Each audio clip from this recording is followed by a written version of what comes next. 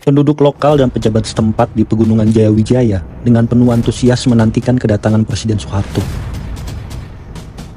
Dengan pengawalan ketat dari Pas Pampres, Presiden Soeharto tiba di tengah sambutan meriah masyarakat Papua yang menghiasi acara dengan warna-warni budaya mereka.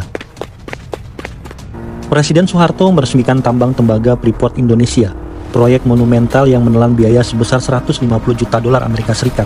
Tanpa menghitung nilai inflasi saja, jumlah ini setara dengan 2,4 triliun rupiah dengan kurs rupiah terhadap dolar 16.000. Proyek ini didukung bantuan dari Jepang, Jerman Barat, dan Amerika Serikat.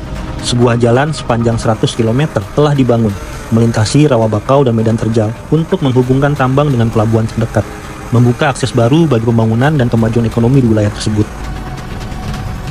Tambang ini diharapkan menjadi pintu gerbang bagi masuknya lebih banyak investasi asing ke dalam negeri. Dua bendera yang ada di tangan saya. Jadi pada hari ini saya berbicara sedikit. Penjelasan strategis pemerintah Indonesia saat itu di bawah kepemimpinan Presiden Susilo Bambang Yudhoyono. Jadi bendera yang saya pegang ini adalah politiknya orang Belanda yang mereka lupa tentang janji mereka. Sehingga mereka tidak mengakui kemerdekaan hak kebangsaan kami. Meskipun wilayah kami itu adalah bagian dari wilayah koloni mereka. Tapi pemerintah kerajaan Belanda itu lupa kita orang. Bahasa kasarnya itu mengkhianati kami. Mengkhianati janjinya. Jadi tidak ada yang bilangnya itu janji kemerdekaan yang terjadi tanggal 1 Desember 61 terada. Mengapa bendera Muningsari itu saya pakai?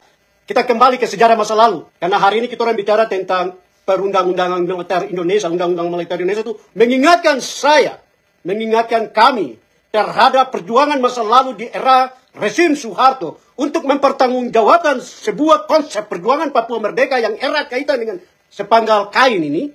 Itu di era rezim Soeharto terada yang bertanggung jawab. Apalagi kau hadapi pemerintah koloni Indonesia. Terada. Orang Papua, kita orang Papua bilang kosong nihil. Terada, terada sama sekali. Jadi adik-adik, saudara-saudara sekalian, mengapa hari ini saudara-saudara mau tanya saya, dan saya jelaskan, mengapa pertanggungjawaban saya tentang sebuah peristiwa hukum yang bikin Indonesia itu gonggong Australia. Seperti anjing liar yang gonggong Australia. Karena apa? Dolia begini, Pak Herman Wainggai kau bicara keras tentang realitas situasi kondisi politik di tanah air. Sehingga membuat Indonesia tidak setuju ketika mereka mendengar istilah suaka politik. Friends, welcome to the Manuscript Papua YouTube channel. Selamat datang di channel YouTube Manuscript Papua. Herman Wainggai menyampaikan kritik yang sangat keras terhadap kebijakan Indonesia terkait Papua Barat, khususnya tentang janji kemerdekaan yang diberikan oleh Belanda pada 1 Desember tahun 1961. Menurut Herman Wainggai, janji tersebut menjadi kosong karena Belanda, yang pada saat itu menguasai Papua Barat, tidak menepatinya. Papua Barat, atau yang sering disebut Irian Barat, memang termasuk dalam wilayah yang pada masa kolonial Belanda merupakan bagian dari Hindia Belanda.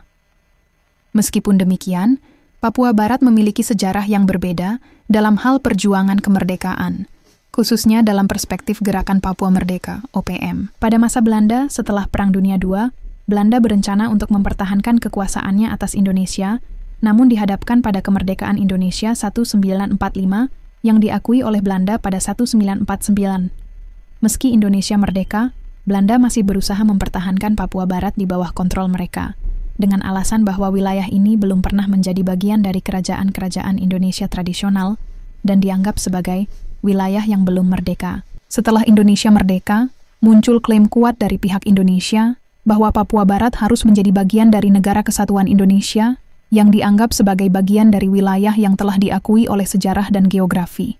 Namun, bagi gerakan Papua Merdeka, ini dianggap sebagai penjajahan lanjutan oleh Indonesia yang menggantikan tempat duduk Belanda di Papua Barat. Dari perspektif Papua Merdeka, peralihan kekuasaan dari Belanda ke Indonesia ini dianggap sebagai sebuah bentuk penindasan dan penjajahan baru. Papua Barat, dalam pandangan Herman Wainggai, adalah sebuah bangsa yang memiliki hak untuk merdeka, namun janji kemerdekaan 1 Desember 1961 oleh Belanda tidak direalisasikan hingga saat ini. Ketidakjelasan dan kegagalan dalam memenuhi janji kemerdekaan ini menambah kekecewaan terhadap situasi politik di Papua Barat. Pada masa pemerintahan Soeharto, perjuangan untuk Papua merdeka dan simbol-simbol seperti bintang kejora dibungkam dengan keras. Soeharto dan pemerintah Indonesia pada waktu itu menanggapi pergerakan kemerdekaan Papua dengan represi, sehingga tidak ada orang Papua yang berani berbicara terbuka atau menuntut hak-hak mereka. Herman Wainggai menilai bahwa pada masa itu, tidak ada peran atau tanggung jawab yang diambil oleh pemimpin Papua untuk memperjuangkan kemerdekaan. Ia menggambarkan kondisi tersebut dengan kata kosong atau nihil,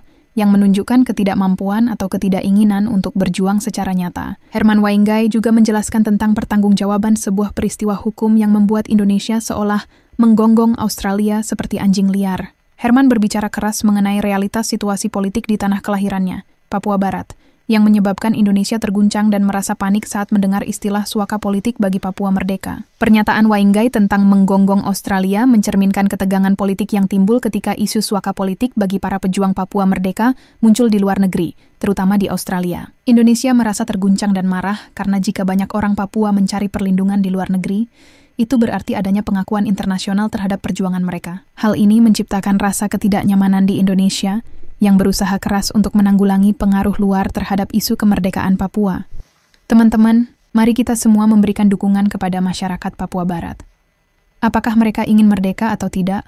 Itu adalah hak mereka sebagai bagian dari hak asasi manusia. Mari kita berpikir positif dan mengingat bahwa kemerdekaan adalah hak setiap bangsa yang diakui oleh Undang-Undang Dasar 1945. Selamat berpikir kritis dan salam hormat dari YouTuber Manuskrip Papua. Manuskrip Papua. Get ready for the count. 3, 2, 1. Kembali lagi live di hari ini. Saya live di hari ini, saya akan berbicara tentang dua bendera. Dua bendera yang ada di tangan saya. Kedua bendera ini berkaitan dengan sejarah panjang perjuangan bangsa dan juga erat kaitan dengan aktivitas politik kami. Aktivitas politik saya ya secara pribadi.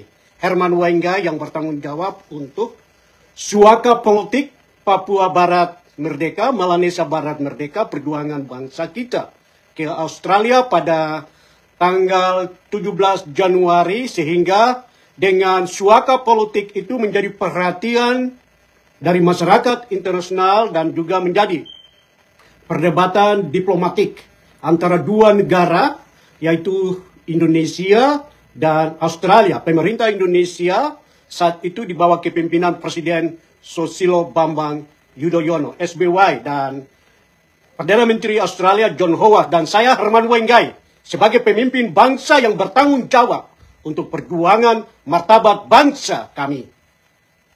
Jadi pada hari ini saya live kembali setelah pemerintah Australia memberikan perlindungan kepada kami sebagai pemimpin, sebagai rakyat yang terus berjuang bersama dengan adik-adik aktivis yang bersama dengan saya bersuaka politik pada tahun 2006 dengan menyeberang dari negeri kami, dari tanah air kami, menyeberang lautan ganas, lautan yang begitu luas di antara perbatasan negeri kami, tanah air kami, Melanesia Barat, Papua Barat, dan juga Papua Nugini, dan Australia.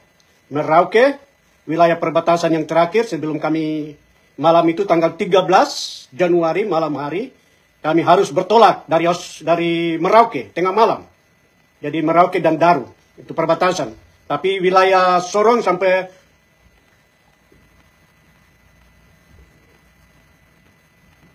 wilayah Papua Nugini ya. Itu Papua Nugini dan West Papua itu satu pemilihan dari Sorong sampai Samaraya, jadi West Papua atau Melanesia Barat sampai ke Papua Nugini itu satu tanah air, satu wilayah, pulau yang besar yang kita sebut New Guinea. Jadi pada saat ini saya ya cerita-cerita sedikit untuk adik-adik dorang, untuk saudara-saudara dorang yang mungkin tara mengerti atau masih tara mengerti, masih tara paham. Meskipun saya telah berbicara beberapa hal strategis dalam video-video message saya ini, bendera Morningstar. Bendera Morningstar ini kan bendera yang dibuat oleh salah satu intelektualnya orang Belanda atau Mester de Rike, Ero de Rike, sarjana hukumnya orang Belanda, yang dibuat dan berkibar pertama kali tanggal 1 Desember 1961. 1961 ini bendera ini adalah salah satu bendera yang saya simpan ketika melalui film dokumenter pertama saya Longing for Freedom yang dilakukan oleh salah satu filmmaker di Australia, namanya Melissa. Jadi Melissa ini dia punya buah tangannya. Ketika dia buat film dokumenter untuk pertama kali karena mengenang bagaimana perjalanan kami dari negeri kami, tanah air, sampai ke Australia itu membuat perdebatan diplomatik antara Australia dan Indonesia. Dan Melissa filmmaker yang namanya adik Melissa atau saudari Melissa itu yang ada di Queensland itu membuat bendera ini. Bendera ini dia buat kaitan dengan film dokumenter, kaitan dengan perjalanan suaka politik kami ke Australia. Jadi pada hari ini saya berbicara sedikit penjelasan strategis. Nah, sehingga adik-adik, teman-teman generasi bangsa kita harus memahami. Jadi bendera yang saya pegang ini adalah bendera Morning Star. Yang kita semua tahu, yang kita mengenal bersama. Bendera ini dibuat oleh salah satu pengacara dari orang Belanda. Ini yang saya bilang ini politiknya orang Belanda. Politiknya orang Belanda yang mereka lupa tentang janji mereka. Sehingga mereka tidak mengakui kemerdekaan hak kebangsaan kami. Meskipun wilayah kami itu adalah bagian dari wilayah koloni mereka. Tapi pemerintah kerajaan Belanda itu lupa kita orang. Bahasa kasarnya itu mengkhianati kami. Mengkhianati janjinya. Jadi tidak ada yang bilangnya itu janji kemerdekaan yang terjadi tanggal 1 Desember 61 tidak ada. Itu yang saya bilang. Dalam beberapa video message saya itu beberapa hari yang lalu. Dan hari ini saya berbicara buat teman-teman supaya saudara-saudara memahami. Mengapa kami menggunakan bendera Morning Star ini ketika saya suruh tanjapakan di atas perahu. Jadi kalau kita orang bicara tentang suaka politik ke Australia tahun 2006, saudara harus memikirkan beberapa hal strategis yang ada berkaitan dengan suaka politik itu sendiri. Pertama, siapa yang bertanggung jawab untuk suaka politik itu? Siapa orangnya? Siapa pemimpinnya? Yang bertanggung jawab untuk peristiwa suaka politik itu. Kedua, ada perahu yang kita gunakan. Perahu tradisional, itu bukan kapal layar. Itu bukan pesawat. Itu perahu tradisional. Perahu Melanesia. Perahu Melanesia Barat. Ini sejarah. Kalau bicara tentang sejarah, mari kita orang bikin sejarah. Dan saya telah membuat sejarah. Untuk saya sumbang. Yang saya kontribusi untuk perubahan-perubahan besar. Dalam sejarah perjuangan bangsa kami. Jadi kalau saudara bertanya tentang saya, tentang pertanggungjawaban hukum dan politik. Itu yang saya mau share di hari ini. Mengapa suaka politik? Siapa penanggung jawab suaka politik? Karena bicara tentang suaka politik itu kan ada latar belakang argumentasi hukum dan politik, toh? Yang dipertanggungjawabkan oleh seorang pemimpin yang bertanggung jawab tentang definisi suaka politik itu sendiri. Yang kedua, perahu yang kita pergunakan. Terus yang ketiga, bendera. Bendera Morning Star yang kami pergunakan. Jadi hari ini saya berbicara tentang bendera Morning Star yang saudara tanya saya, maka saudara mau dapat jawaban toh hari ini. Saudara dengar dari saya live dari orang yang bertanggung jawab untuk bendera ini. Bendera yang kami sebutin, yang kamu mungkin tidak pernah bertanggung jawab juga kan. Kamu tidak pernah tanggung jawab bendera ini toh. Di meja peradilan Indonesia kamu tidak pernah tanggung jawab toh. Jadi jangan tanya saya tentang sebuah konsep. Jadi kalau hari ini saya share tentang sebuah konsep, karena itu yang kami pertanggungjawabkan.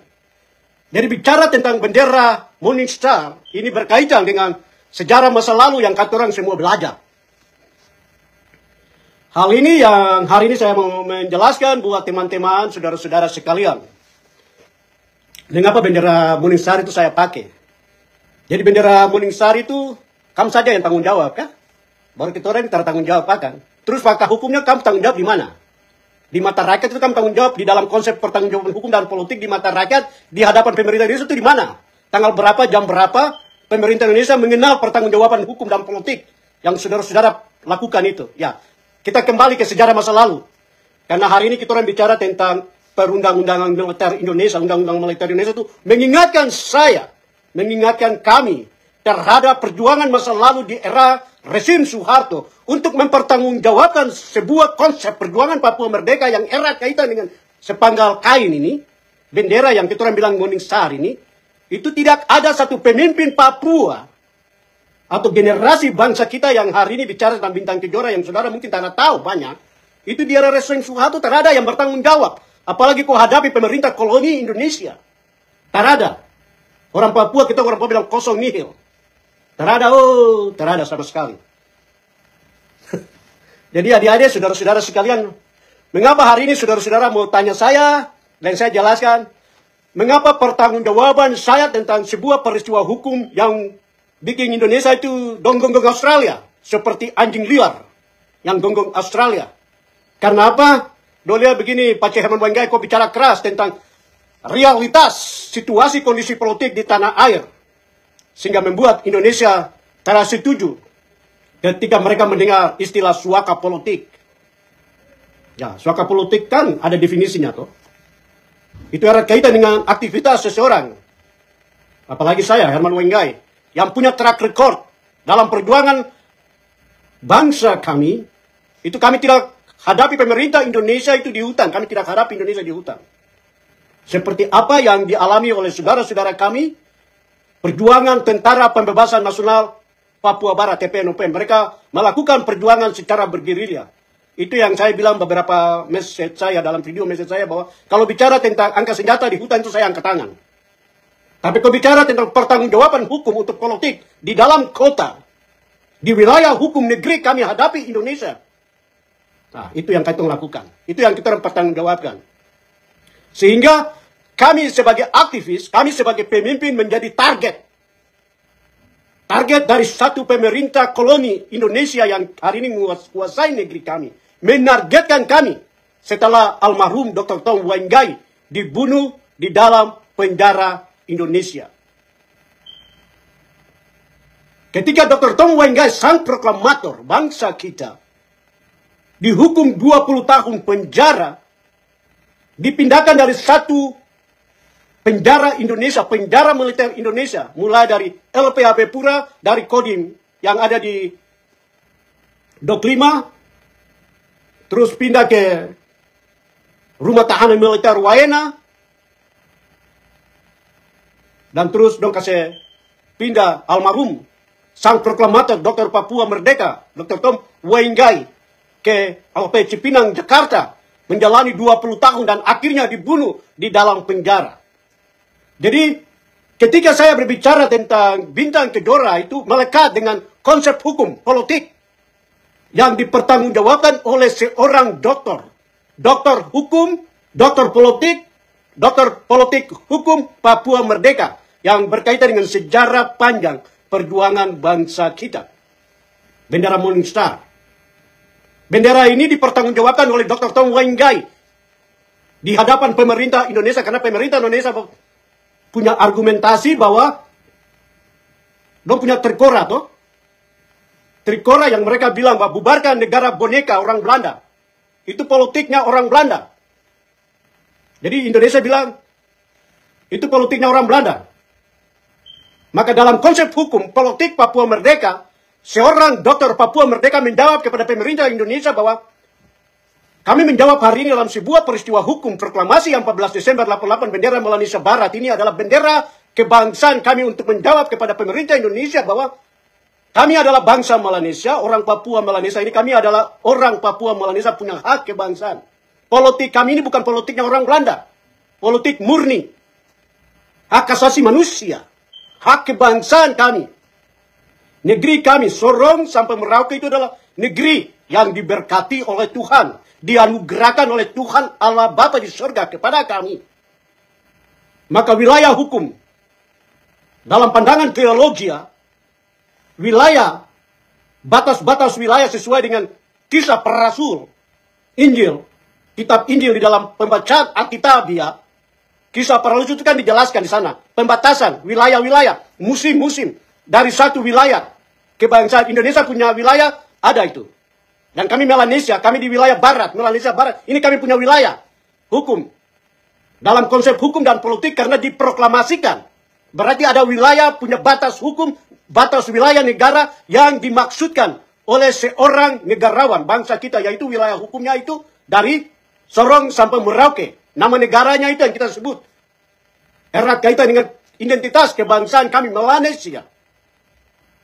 Jadi jawaban Dr. Tom Wainggai kepada pemerintah Indonesia bahwa kalau pemerintah Indonesia berargumentasi bahwa ini benderanya orang Belanda, politiknya orang Belanda, kami jawab, kami punya politik orang Melanesia, bendera Melanesia. Nah ini bendera Melanesia. yang dikenal dengan bendera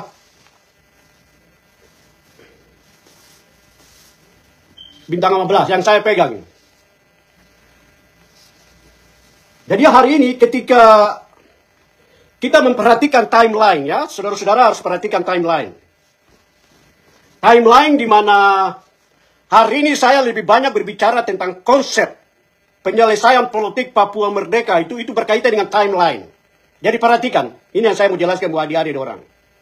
Timeline yang harus disadari oleh kita semua, seluruh rakyat, seluruh aktivis politik Papua Merdeka yang ada di tanah air kami. Mengapa saya berbicara tentang kita sebagai generasi bangsa kita di hari ini? Saudara lihat, saya suaka politik pakai bendera Morning Star itu tahun 2006. Sedangkan Nicholas Jowe itu kembali tahun berapa? Nicholas Jowe. Bapak Nicholas Jowe, almarhum Nicholas Jowe. Kembali tahun berapa? Setelah kerja-kerja diplomasi dari Indonesia melalui sekelompok dari kita punya kakak-kakak senior kita. Kakak almarhum, Yoku, Meset, dan jaringan keluarga dan tembus sampai di wilayah Eropa sana, di Belanda sana. Dan dorang bawa kembali Bapak Nicholas Jowe.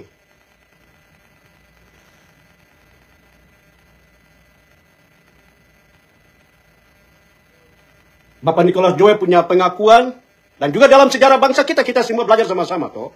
Bapak Nicholas Jowe itu erat kaitan dengan bendera bintang kejora. Sehingga dalam pemahaman hukum, dalam konsep hukum yang saya belajar, yang saya paham, dan juga yang dipertanggungjawabkan oleh seorang Dr. Papua Merdeka, Dr. Tau Wainggai, bahwa proklamasi yang 14 Desember 88 adalah solusi yang tepat, yang berbobot untuk kemerdekaan bangsa kita di hari di mata pemerintah Indonesia, sehingga tidak ada alasan lain lagi yang Indonesia mau klaim bahwa itu politiknya orang Belanda. Karena pemerintah Indonesia berada di dalam tanah air kami, di wilayah tanah air kami, karena sejumlah perjanjian-perjanjian internasional yang dibuat. Jadi saudara lihat ketika Nicholas Jowe kembali ke Indonesia untuk cium Indonesia punya politik busuk, itu dalam pandangan hukum itu melemahkan kita punya argumentasi hukum politik Papua Merdeka di mata pemerintah Indonesia. Ketika kita mau datang minta Papua Merdeka kepada Jakarta, karena mungkin toh, karena mungkin. Tapi itu juga menjadi concern dari masyarakat internasional.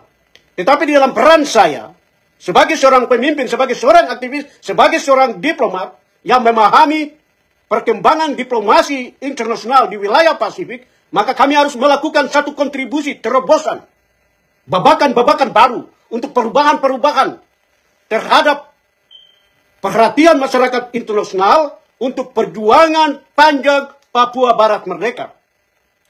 Maka salah satu alasan strategis kami harus pakai perahu. Kami tidak perlu pakai kereta ke Australia. Kakak bilang kereta kan? Masa pakai kereta dari Pulau Ambai ke Australia? Habis mau pakai apa? Dari Ambai ke Australia pakai kereta kah? Atau pakai pesawat dari Ambai langsung ke Australia pakai pesawat kan? Jadi saudara-saudara, suaka politik itu kita orang pakai perahu. Jadi saudara-saudara harus belajar. Jadi kita bicara tentang argumentasi hukum dan politik itu bicara tentang sebuah fakta hukum, fakta sejarah, argumentasi hukum politik yang kita harus siap. Sebagai pemimpin harus bertanggung jawab untuk menjelaskan argumentasi hukum itu kepada pemerintah yang menguasai, menjaga negeri kami, tetapi juga kepada masyarakat internasional, tetapi juga kepada negara-negara besar. Australia salah satunya adalah negara besar yang punya pengaruh di wilayah Pasifik. Maka salah satu alasan strategis mengapa perdebatan diplomatik antara Australia dan Indonesia, dan saya ada di tengah-tengah perdebatan itu. Argumentasi saya ada di tengah itu. Di tengah.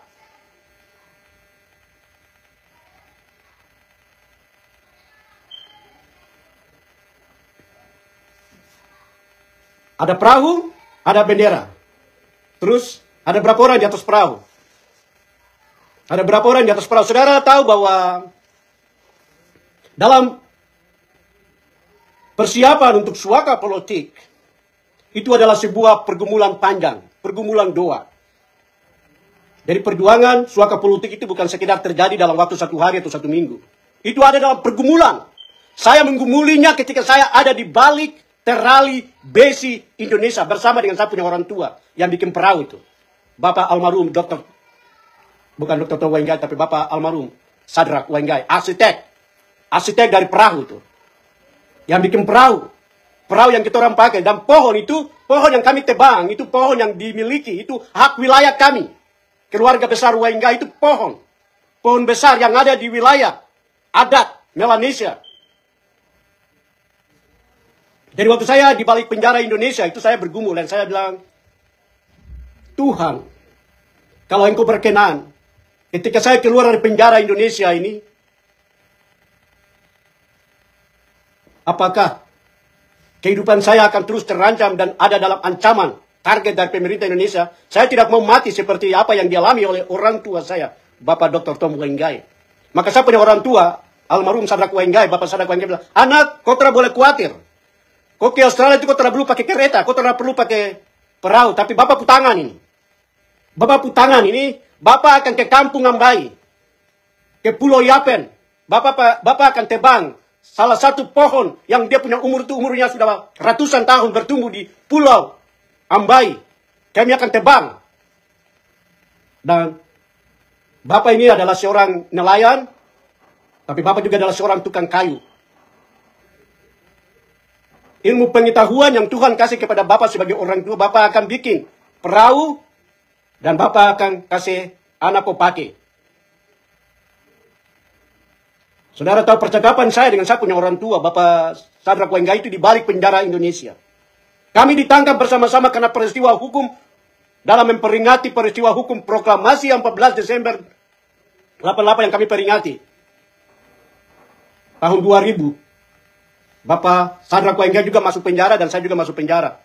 Dengan Bapak almarhum Albert Kailele, kakak Tuan almarhum Jordanik. Kedua Bapak atau kakak ini dari wilayah Sorong. Jadi kami menggumuli suaka politik di balik terali besi penjara Indonesia. Saya dengan saya punya orang tua. Kami menggumuli dalam doa dan puasa kepada Tuhan yang adalah gembala kami. Tuhan yang adalah pencipta langit dan bumi, tanah leluhur kami. Kami mendoakan itu di balik penjara Indonesia. Karena sikap kami jelas, melawan kekuasaan pemerintah Indonesia.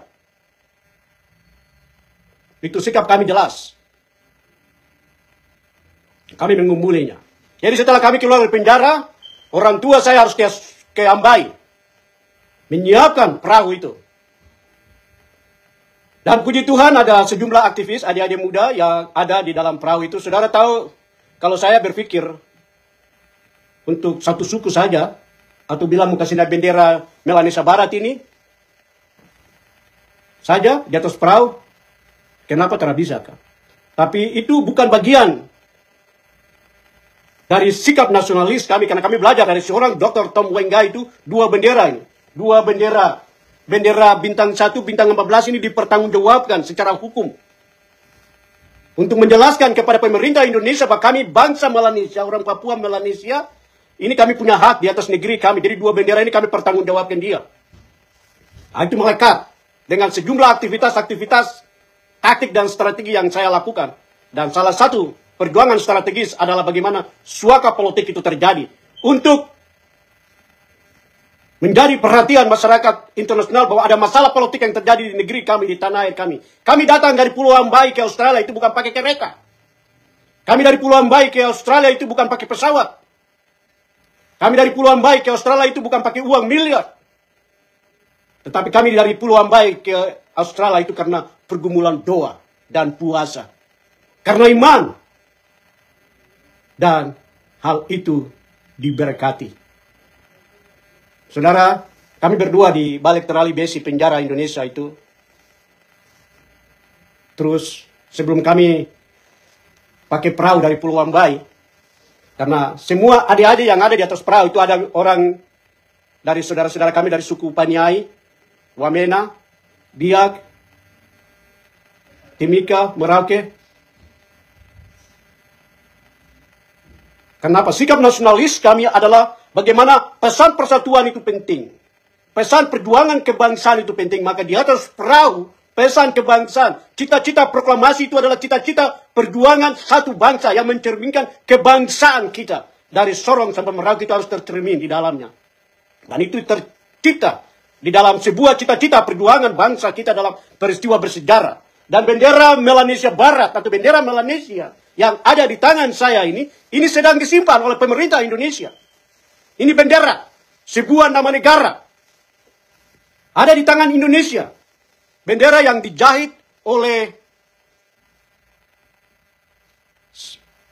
istri atau mama Jepang, Mama Teruko Waingai, istri dari almarhum Bapak Tom Waingai. Dia adalah perempuan Jepang. Tapi karena cintanya buat tanah air kami, cintanya buat suaminya, Bapak Tom Waingai, orang tua, cintanya buat seluruh rakyat Papua, maka dia menjahit bendera pusaka kita. Dan dalam fakta hukum harus dipertanggungjawabkan di hadapan mata rakyat Papua. Untuk menjawab bahwa pemerintah Belanda tidak bertanggung jawab untuk janji mereka, maka solusi politik Papua merdeka di mata Indonesia adalah proklamasi yang 14 Desember 88 harus lahir. Karena bagian dari bagaimana kita belajar. Pemerintah kerajaan Belanda mengakui Indonesia, kemerdekaan Indonesia melalui sebuah peristiwa hukum 17 Agustus 1945. Maka pemerintah Indonesia juga harus mengakui hak kebangsaan kami. Politik Melanesia, politik kami sebagai orang Papua, Melanesia yang berkulit gelap, yang tercermin di dalam warna hitam. Negeri kami, tanah air kami yang diberkati oleh Tuhan yang tercermin dalam warna hijau. Dan kejujuran negeri kami untuk saudara dan saya bilang, kita punya negeri tanah air kami itu, kita orang berjuang dengan jujur. Supaya nubuatan bahwa siapa yang berjuang dengan jujur, dengan benar dari tanda heran yang satu ke tanda heran, dia akan berjalan menemukan itu. Dan saya secara pribadi ya mengucap syukur bersama dengan adik-adik teman-teman.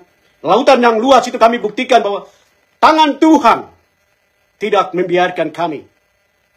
Tapi visi bangsa yang ada di dalam diri kami, ada di dalam setiap kita yang punya kerinduan untuk Papua Barat merdeka ini harus menjadi perhatian masyarakat internasional. Itu yang kami lakukan. Maka perahu itu kami pakai dari Pulau Ambai menuju ke Australia. Saudara, ada satu hal yang saya juga mau share di hari ini bahwa perjalanan strategis itu juga karena apa? Kita menggumuli secara alam. Saudara, saya secara pribadi ketika saya berdoa, tapi juga saya meminta persetujuan dari alam. Saya harus belajar dari sifat alam negeri kami. Saudara, dalam setiap aktivitas politik saya sebelum saya ke Australia atau sebelum saya keluar dari negeri kami, ada banyak aktivitas politik saya yang saya lakukan bersama dengan adik-adik di dalam negeri. Ya, adik-adik Sunamapa contoh adalah adik-adik yang kerja dengan saya sangat dekat. Sunamapa. Salah satu aktivitas politik saya ketika saya membuat pemetaan untuk bagaimana pergumulan saya, bahwa saya pernah pakai perahu atau boat dari Jayapura itu ke Wanimo, ke Aitape, ke Wewak sampai ke Medeng. Dan saya pakai boat kembali dari Medeng ke Wewak, ke Aitape, ke Jayapura. Menyelusuri wilayah utara. Jadi saudara bayangkan dari Madang, dari kota Madang, place belum Yumi ya, lo Madang ya.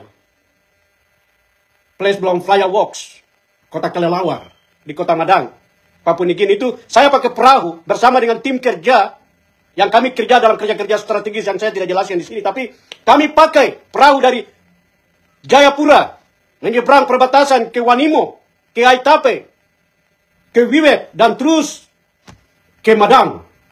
Dan kami kembali dari kota Medang juga pakai perahu, pakai itu, boat, maksud saya pakai boat. Dari kota Medang, kembali lagi ke Wewak, Aitape, Wanimo. Terus dari Jayapura ke Serui, Yapen, itu saya punya pengalaman, pakai perahu. Terus pakai perahu, toh, yang kita orang pakai ke Australia itu. Dari Serui, ke Manokwari, Sorong, turun ke wilayah selatan, Timika, Agats, atau Pulau Frederick Hendrik.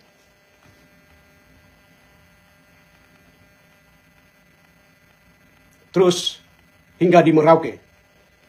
Jadi dalam sifat alam negeri kami, ketika semua aktivitas politik saya di atas negeri kami, di tanah air kami, saya menyadari bahwa apa yang kami lakukan itu kita lakukan dengan jujur, komitmen, tidak bicara ABC, kita diberkati.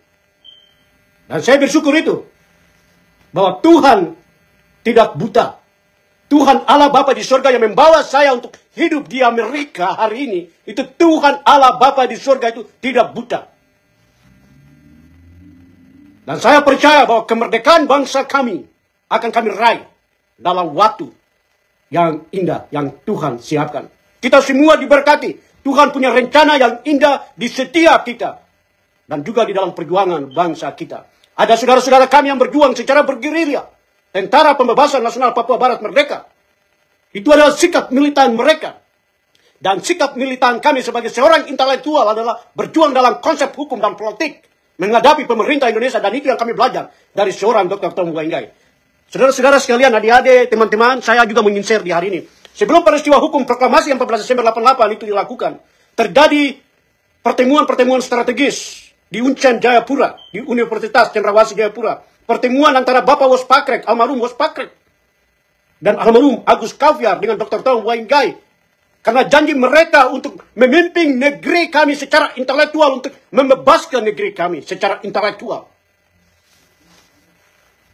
Karena mereka menyadari bahwa Indonesia ada di negeri kami, di tanah air kami, karena perjanjian Roma yang saya tulis di dalam dokumen Washington Solution untuk mengingatkan pemerintah Amerika Serikat. Jadi ketika pertemuan sebelum peristiwa proklamasi yang 14 Desember 88 itu dilakukan, pertemuan almarhum Dr. Tom Wainggai dengan Bapak almarhum Agus Kaviar yang saat itu adalah rektor Uncen, Bapak Wospakrek. Mereka adalah pemikir-pemikir, intelektual kita sebagai orang Papua. Mereka berpikir tentang masa depan orang Papua harus diselamatkan secara intelek, tetapi juga dalam perjuangan hukum dan politik. Pertemuan itu klimaksnya itu di Rumah Dian Kasa. Rumah Dian Kasa, dan Bapak Wospakrek dan Bapak Agus Kaviar harus mundur jaga kampus Uncen. Dan Bapak Dr. Tom Wainggai harus maju memimpin bangsa kita, memimpin perjuangan bangsa kita, dan menghadapi pemerintah Indonesia. Dan di dalam peristiwa hukum proklamasi yang 14 Desember 88 di home base-nya Persipura. Jadi dalam video message saya beberapa hari yang lalu atau minggu yang lalu, bahwa lapangan Mandala itu kan home base-nya Persipura. Home base-nya bagaimana kebanggaan dari saudara dan saya yang dia punya baju kos itu warna hitam merah, toh?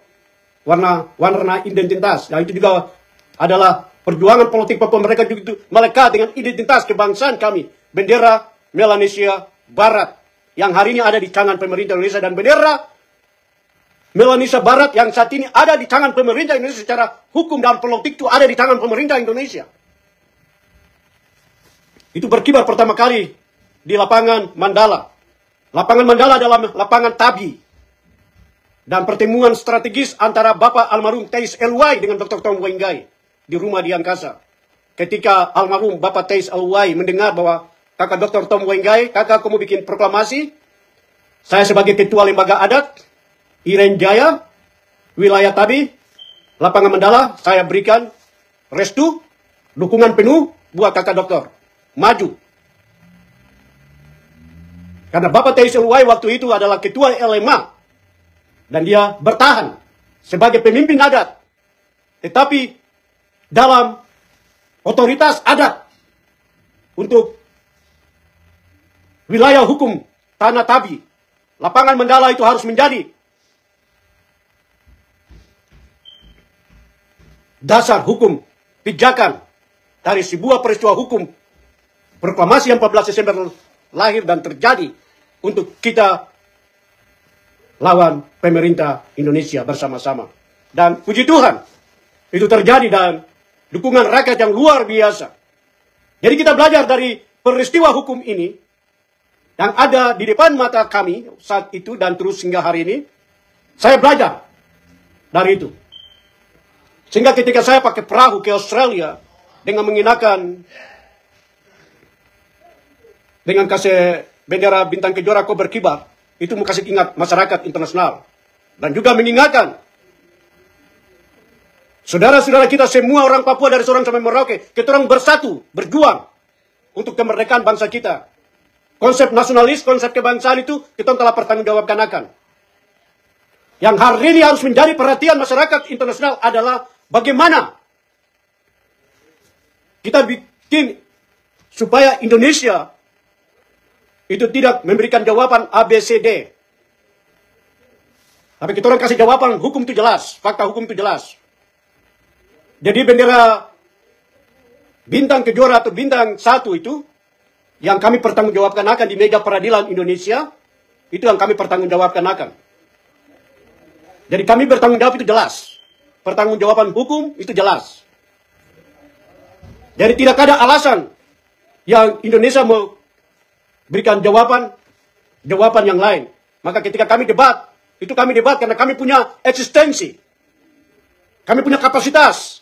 Kami adalah orang-orang yang ditargetkan oleh pemerintah Indonesia di era rezim Soeharto untuk ditangkap dan dibunuh seperti apa yang dialami oleh Dr. Tom Wainggai. Kerja-kerja strategis untuk pentingnya persatuan itu yang saya wujudkan di atas perahu. Bahwa semua anak suku bangsa itu harus ada di atas perahu. Tetapi juga di dalam sejumlah aktivitas-aktivitas politik, taktik, dan strategis kami di tanah air. Ya, kami melakukan pertemuan-pertemuan strategis. Di mana terjadilah pertemuan-pertemuan di wilayah perbatasan. Yang kemarin beberapa hari yang lalu saya bilang kok. Salah satunya bagaimana Ade Jago, juru bicara TPNUPM yang hari ini, bicara tentang situasi kondisi politik di wilayah area konflik. Ade Jago Sebi Sablom, ketika dari Jabodetabek dia datang ke tanah air, terus mau ke Papua Nugini, mau terlibat dalam aktivitas politik yang kami atur, dia naik di atas perahu bersama dengan kakak tuan Philip Karma, naik dari rumah di Dok 9 bersama dengan sejumlah anak-anak aktivis politik Papua mereka lainnya, ada Sonamapa. Dan kami ke Papua Nugini dalam pertemuan-pertemuan strategis. Karena melihat perkembangan-perkembangan diplomasi internasional di wilayah regional yang kami amati dan perjuangkan bersama. Dan sejumlah pertemuan strategis itu berlangsung juga di wilayah perbatasan. Kami yang sebagai mantan tahanan politik proklamasi 14 Desember 88, karena kami menyadari secara hukum dan politik pentingnya persatuan. Karena bendera bintang 1 atau bintang 14 adalah dua bendera yang dimiliki oleh kami, jadi tidak salah toh. Kalau dua bendera ini kita pertanggungjawabkan untuk mencari solusi yang terbaik di mata Indonesia, tetapi juga di mata pemerintah Amerika Serikat, yang dimana hari ini saya ada di Amerika dalam sebuah konsep hukum politik yang kami sebut dokumen Washington Solution. Jadi waktu kami ke Australia pakai bendera bintang kejora itu bagian dari tadi beberapa sentilan argumentasi bahwa perjuangan Papua Merdeka ini, dua bendera ini dipertanggungjawabkan oleh Dr. Tom Wainggai. Dan kami harus mempertanggungjawabkan itu. Bendera bintang kejora yang hari ini banyak orang bilang, orang di luar sini toh, dia bilang, yo itu sudah bendera Meningsari dikenal jadi orang pakai akan, yo itu sudah pakai kampanye, jadi kita orang pakai akan sama-sama toh. Tidak ada yang sulit toh. Jadi tidak ada yang membingungkan di sini. Karena ada arti hukum, ada arti politik di dalam apa yang kita memperjuangkannya bersama. Baik yang kami perjuangkan itu di mata Indonesia, tetapi juga di masyarakat internasional yang kami perankan. Tetapi tadi saya sudah bilang bahwa ketika saya berbicara tentang timeline itu sedikit berbeda. Saya ke Australia tahun 2006 sebelum Bapak Nicholas Jowe kembali ke Indonesia mengakui Jakarta. Bendera bintang kejora itu melekat dengan Bapak Nicholas Jowe. Dan hal itu membuat pemahaman hukum saya untuk hari ini generasi bangsa kita, baru kalau kita lawan Indonesia, kami tawarkan konsep solusi politik Papua Merdeka secara bermartabat. Kita bersyukur bahwa saudara-saudara kami yang berjuang dan kami yang berjuang dalam kaca diplomasi internasional itu kami sedang perjuangkan. Nah, salah satu alasan strategis di mana perlu harus menjadi perhatian masyarakat internasional itu adalah bagaimana suaka politik itu kami lakukan. Dan itu kami harus lakukan dari tanah air. Saya harus lakukan dan saya harus bertanggung jawab untuk itu. Jadi ketika Ade Jago Adolf Mora Saya bilang sama adik jago nih, di kampus Uncen. Saya bilang, adik jago, ada bendera bintang kejora kah? Kau ada simpang akang kah? Kau bawa. Kau simpang akang. Nanti kita orang pakai akang, baru nanti tahun tancap dia waktu tiba di Australia. Tapi kau simpang akang mati. Jangan ada orang yang tahu. Karena kalau orang tahu itu sudah. Orang panako. Jadi sembunyi akan mati. Itu bisikan saya buat saya punya adik jago tuh. Adolf Mura. Yang saat ini sudah jadi warga negara Australia. Tinggal di Australia sana. Nah, bendera Morning Star yang kami pakai ke Australia itu, adik Adolf Mura dia simpang akang. Karena perhatian saya, konsen kami bahwa masyarakat internasional harus memberikan perhatian buat konflik yang terjadi di tanah air kami. Karena bicara tentang konflik yang ada di wilayah gerilya, nah itu melekat dengan bintang kejora. Tapi juga melekat dengan kita semua yang berjuang untuk Papua Merdeka yang berpikir nasionalis.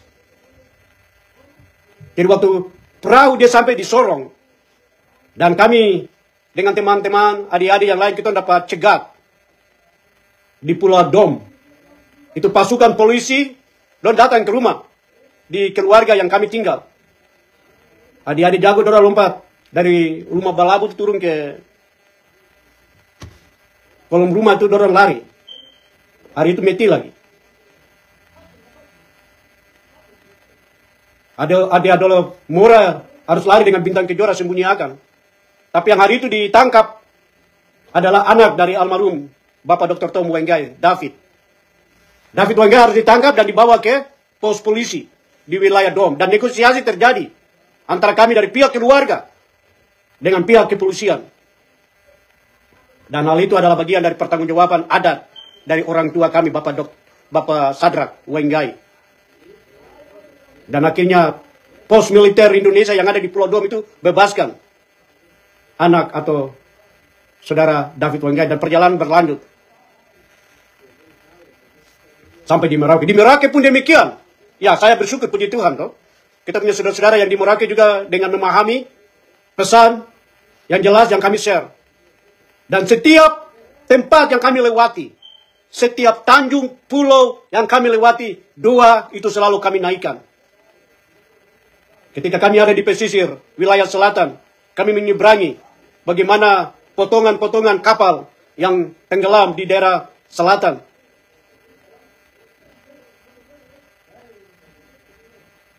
Karena kapal itu dia tenggelam karena apa? Untuk menyeberangi dari Sorong sampai Merauke itu berbahaya sekali. Tapi di dalam iman kami sebagai anak Tuhan, kami percaya bahwa apa yang kami baca di dalam Alkitab tentang peristiwa Tuhan Yesus bersama dengan murid-muridnya, itu yang menyimani kami. Juga di dalam roh alam dari negeri kami yang tadi saya bilang bahwa separuh tanah air kami itu saya sudah lewati akan. Dan alam turut mendukung. Sehingga meskipun di tengah-tengah perjalanan kami ada suwangi-suwangi di tengah laut kah, ada kekuatan-kekuatan gaib di tengah laut kah, ada puntianak-puntianak kah, ada hal yang dia bilang alam, itu kami temukan di dalam perjalanan kami. Tapi kami hanya bisa melawan itu dengan iman kami. Kalau bukan karena Tuhan, ya, kalau bukan karena Tuhan itu kami sudah mati di tengah laut. Sebelum kami mati di perbatasan negeri kami ke itu kami sudah mati di antara Serui dan Manokwari, atau dari Manokwari ke Sorong, atau dari Sorong ke wilayah Timika, ataupun dari Timika. Ada peristiwa-peristiwa, dan hal itu saya sedang menuliskan dalam sebuah buku yang menjadi buku yang akan menjadi kesaksian untuk generasi bangsa kita di hari esok. Karena perjuangan suaka politik adalah satu peristiwa hukum. Sebuah perjuangan diplomatik yang memperdebatkan dua bangsa bertikai secara diplomatik. Dan pemerintah Indonesia melalui respons mereka dalam kepemimpinan Presiden SBY, Duta Besar Indonesia untuk Australia itu ditarik selama 6 bulan.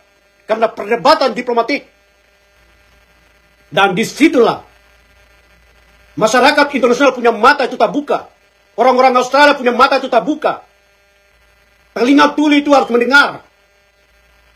Mata buta itu harus melihat. Kau yang lumpuh itu harus lompat untuk berteriak, Papua merdeka, Papua merdeka. Terobosan-terobosan diplomatik kita harus kami perjuangkan, dan kami perjuangkan, dan kami perjuangkan, dan kami perjuangkan. Hingga hari ini.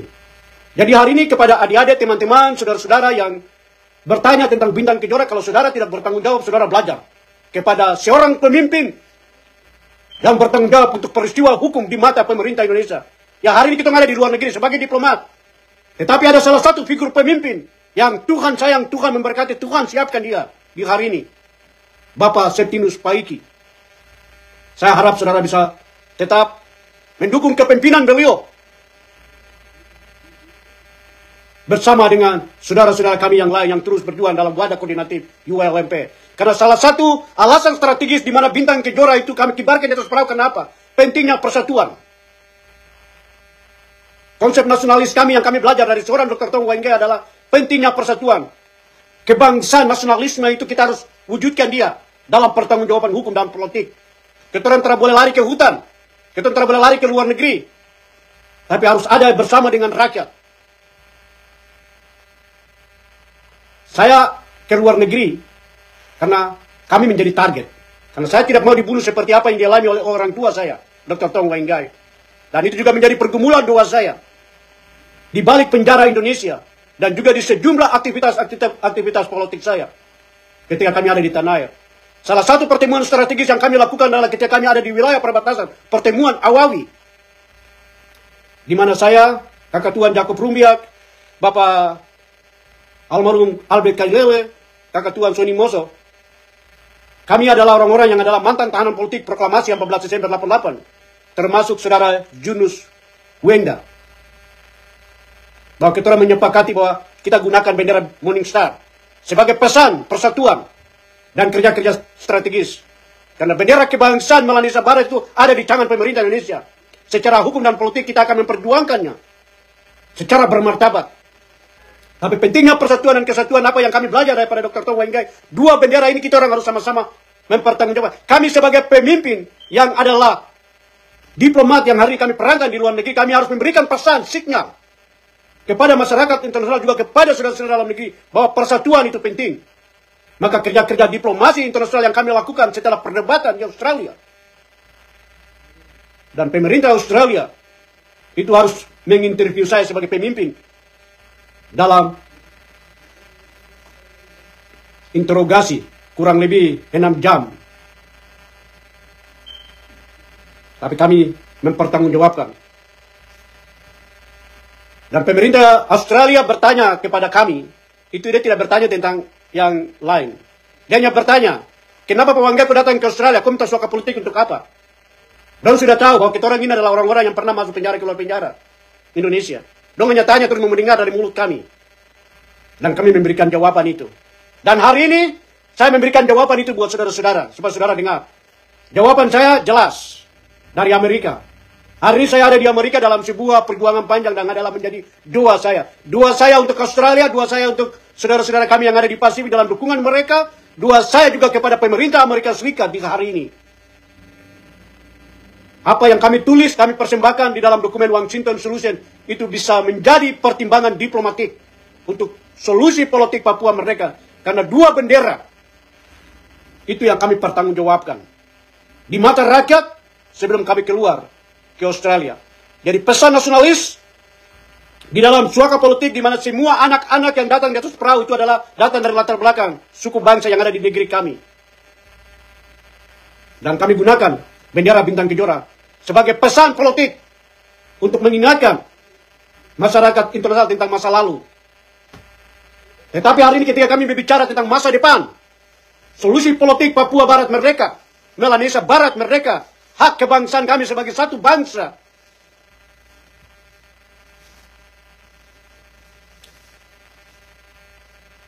Bendera Melanesia Barat yang ada di tangan pemerintah Indonesia hari ini,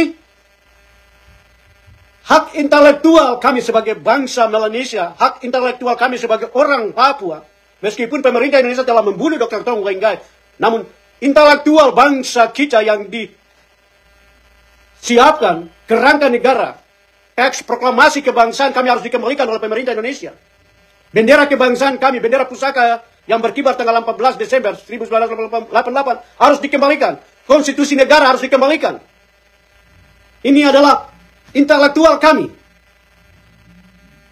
Demikian perjuangan martabat bangsa kami.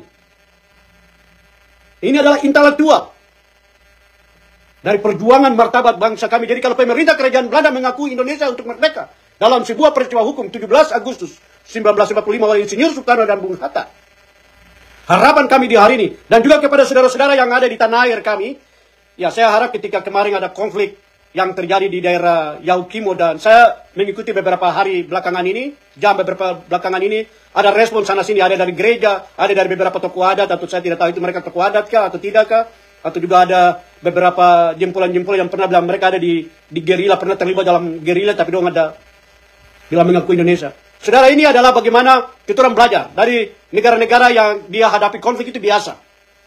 Mereka mencoba untuk mempertahankan eksistensi keberadaan mereka di wilayah yang mereka kuasai.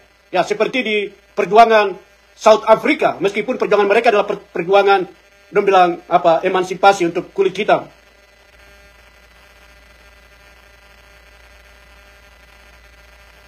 Itu kita melihat bagaimana kalau saudara-saudara melihat film, salah satu film dokumenter yang dimiliki oleh saudara-saudara kami yang berjuang di South Africa, itu film itu ada salah satu pesan yang menjadi bagian yang juga mengingatkan saya bahwa ketika ada mata-mata Indonesia yang dibunuh oleh kita punya saudara-saudara yang berjuang secara bergila, itu mengingatkan saya tentang film dokumenter itu, bahwa ketika ada saudara-saudara kami di Afrika Selatan yang mengkhianati punya saudara-saudara Afrika, itu mereka dibunuh juga. Tapi kita harus belajar dari bagaimana Nelson Mandela itu, bagaimana konsep rekonsiliasi antara pemerintah apartheid dengan beliau dan orang-orangnya. Dan makanya Nelson Mandela itu diakui sebagai salah satu tokoh yang menginspirasi. Nah, jadi waktu saya mengunjungi PBB itu, saya melihat beliau punya patung Nelson Mandela di UN, di PBB, itu juga mengingatkan bagaimana apa yang kami lakukan, apa yang kami perjuangkan di negeri kami, di tanah air kami. Meskipun ya ada saudara-saudara kami yang berjuang secara bergerilya karena eksistensi mereka jelas untuk membela diri mereka dengan brutalnya militer Indonesia yang menguasai negeri kami. Tapi sangat disayangkan kalau ada 1-2 orang-orang Papua yang bicara manis-manis di hari ini, tapi tidak melihat bahwa saudara-saudara kami yang berjuang secara bergerilya itu, mereka berjuang karena pesan politiknya jelas. Kami melawan militer Indonesia dengan perang gerilya. Pesan politiknya jelas. Papua merdeka. Kami sebagai intelektual, sebagai pemimpin yang melakukan kerja-kerja diplomasi, kami akan menjelaskan dalam konsep argumentasi hukum itu kepada masyarakat nasional. Dan salah satu yang kami lakukan di hari ini adalah bagaimana kami tawarkan sebuah konsep solusi politik Papua Barat merdeka. Pemerintah Amerika Serikat, pemerintah Australia, saudara-saudara kami di wilayah Pasifik harus melihat saudara-saudara mereka di wilayah Melanesia Barat.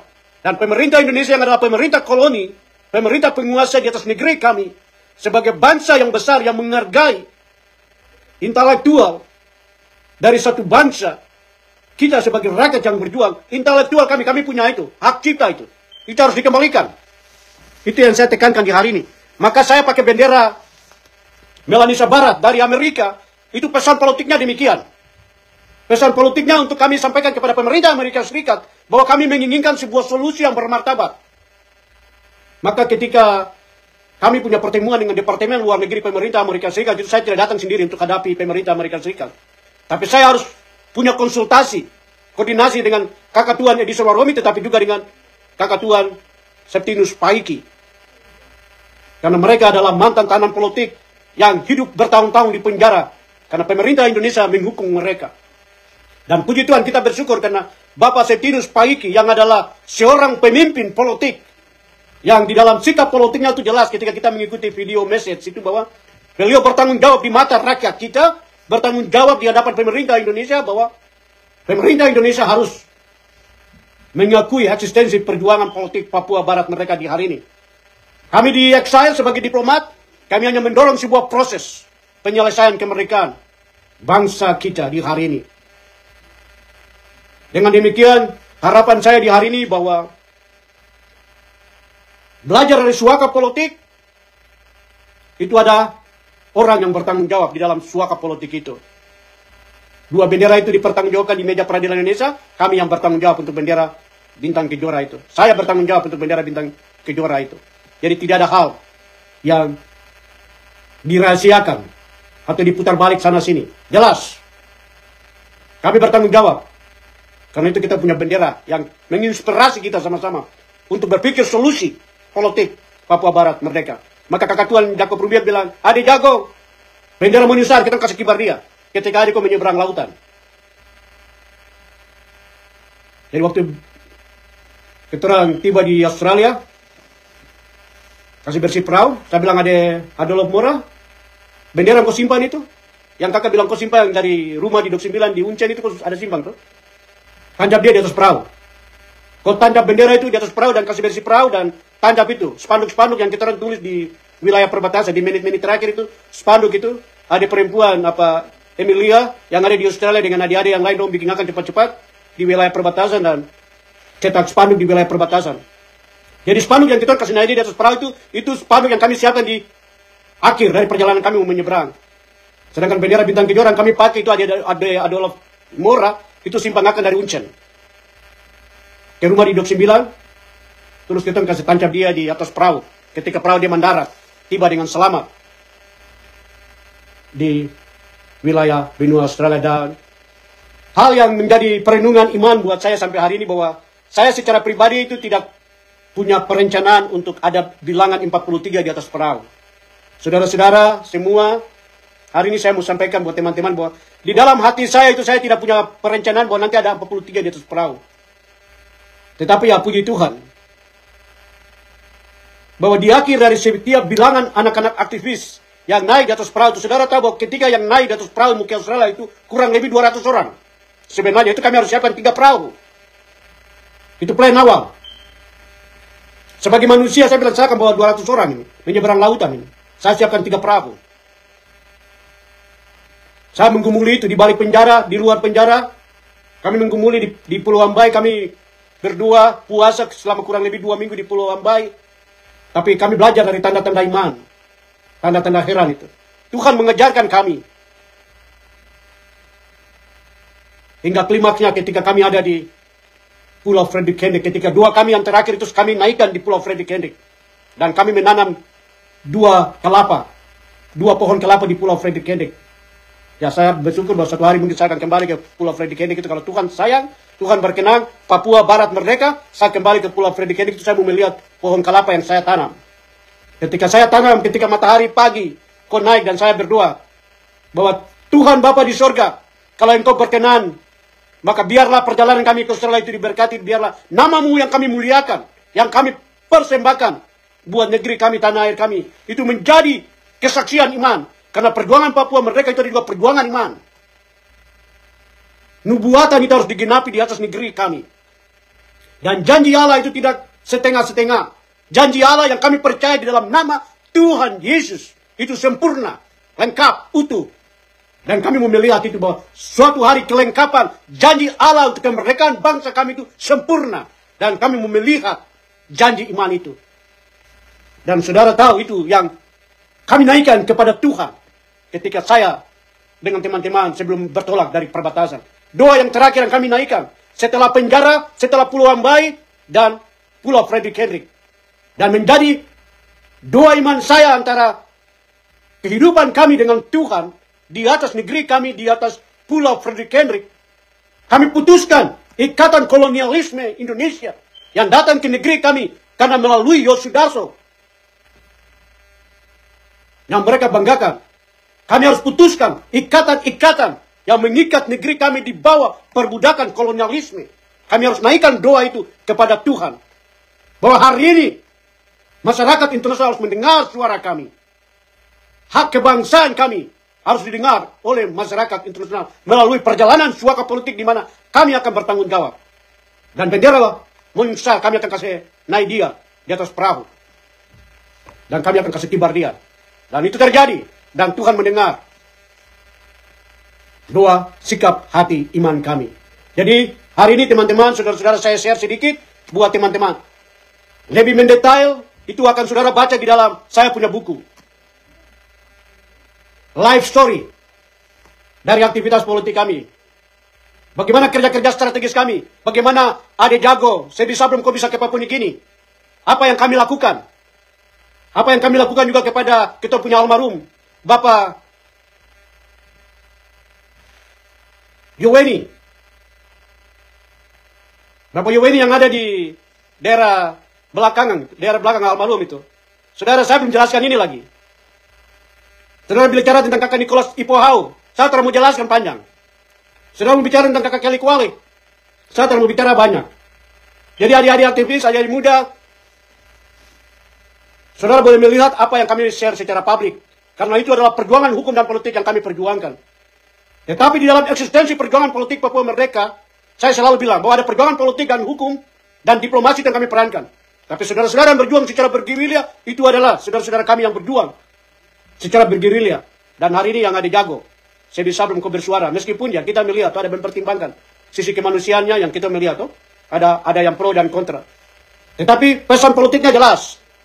Perang gerilya itu untuk Papua Merdeka, bukan perang gerilya untuk nanti dapat jabatan jadi gubernur, atau dapat jabatan jadi menteri, atau dapat jabatan jadi apa lagi, bupati ya. Tidak. Sikap gerilya TPNOPM adalah Papua Barat harus merdeka, asap harus naik. Itu jelas.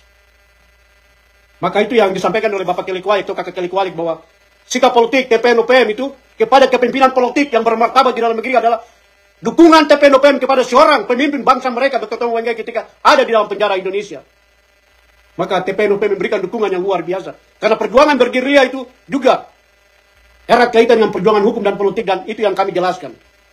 Dan kalau hari ini, teman-teman, saudara-saudara kami dari Indonesia mengikuti setiap postingan saya untuk bertanya tentang Pak Wanggai, bagaimana tanggapan saya tentang saudara-saudara yang berjuang secara bergerilya, saya kira sudah jelas, no? Apa yang saya tulis dalam video message, pesan dalam video message, jelas. TPNOPM itu punya sikap itu kita orang sudah sama-sama dengar. Bukan saya yang kasih tahu, Dora yang bilang. TPNOPM itu yang bilang, kami mau ingin membela hidup kami. Ini daerah kami, ini tanah air kami punya negeri ini.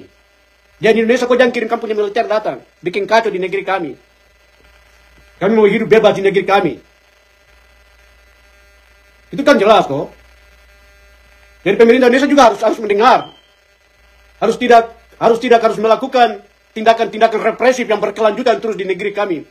Apalagi dengan perundang-undang militer di hari ini. Jadi, teman-teman sekalian, hari ini ketika saudara melihat dua bendera yang saya share tadi, dua bendera bintang 1 dan bintang 14, itu adalah bagaimana dua bendera yang menginspirasi kita untuk berjuang secara politik, hukum, diplomasi, dan bergerilya untuk sebuah konsep penyelesaian kemerdekaan bangsa kita di hari ini ke depan.